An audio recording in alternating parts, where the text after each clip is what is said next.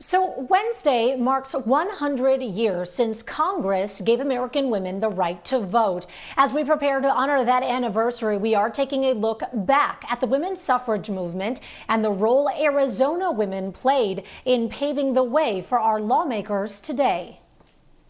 165 million and counting. Women make up more than half of the U.S. population, and Rutgers University states women have come out in droves, sometimes exceeding male voters in recent elections. Women are holding higher offices and influencing the next generation. But it wasn't easy getting to this point. Heidi Ossolier, an ASU professor and historian, says the fight for women's suffrage was long and hard. Women winning the vote was a very slow slog. When you talk about social justice in this country, it's more evolutionary than revolutionary. It takes generations sometimes to build that momentum. The movement started in New York with the first women's rights convention in Seneca Falls in July 1848. 300 women attended. The women that said, hey, we're equal to men. We should have the vote. We should have equal property laws and all these things. That was just an outrageous thought at that time. Women were legally classified in the same categories as children and people with mental disabilities. They had no rights. It wasn't long before the fight for suffrage moved west into mining towns where voting was typically done in saloons. That was not a proper place for a woman. So things had to change in the workplace and in the public life of women before they were accepted as voters. A woman named Josephine Brawley Hughes in Tucson began the fight for suffrage in Arizona in what was then a U.S. territory. She used her influence at her husband's newspaper, the Arizona Daily Star, and his political status to gain support for women to have the right to vote. In those days, women were fighting to protect the morality of their families. They believed that alcoholism was the single largest social problem after the Civil War, after slavery was abolished. And it really was a problem in domestic spheres. There's a lot of domestic abuse. Men were consuming vast quantities of alcohol. There was absenteeism at work, gambling. Brawley Hughes enlisted the help of her friend Frances Willard Munns, a teacher and political mobilizer living in the Pine community. Munns took over the movement, rallying groups of women, wives, widows, and young mothers.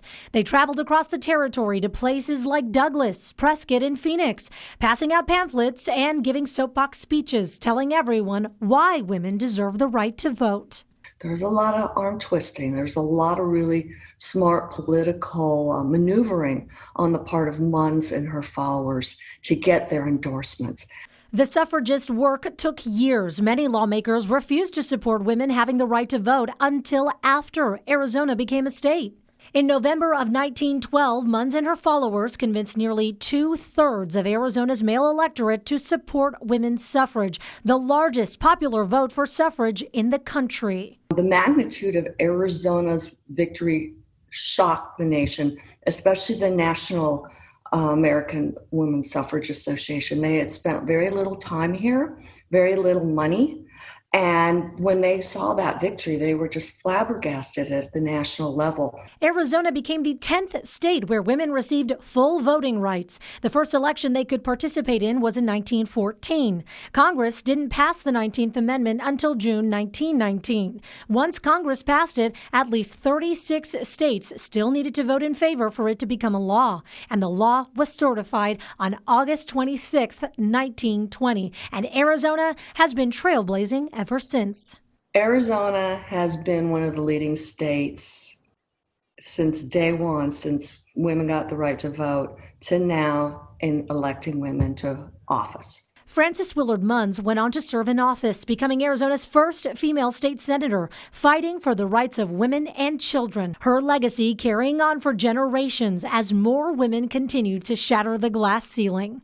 Our state, the only to have 4 women serve as governor, the most in the country. Former Governor Jan Brewer sending us a statement saying, in part, Trailblazers like Frances Munns established a path for other Arizona women to follow, and for that, I am personally grateful.